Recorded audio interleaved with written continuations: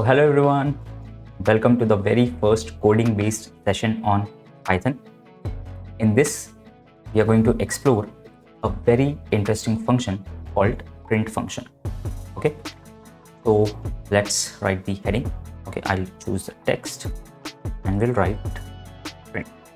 Basically, print function is used to print anything onto the screen. Okay, it shows us the output.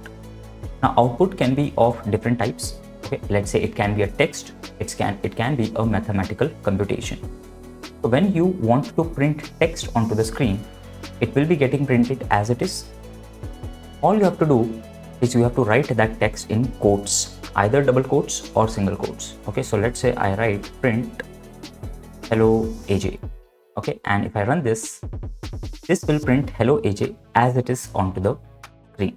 Okay, because this is a text, this is a string or text in Python.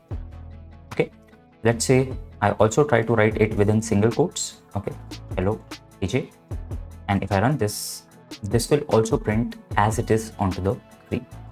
Okay, but let's say you write 3 plus 2. As you can see, 3 plus 2 is mathematical operation and 3 plus 2 is 5, so it is printing 5 onto the screen.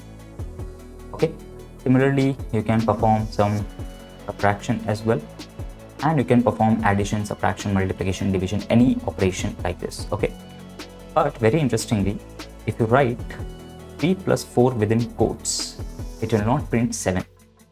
It will actually print 3 plus 4 as it is, because it is being treated as text, because it is written within quotes. Okay, now another important thing, if you try to write text without quotes, okay, it will give you error, syntax error, and we'll understand different types of error in the sessions ahead.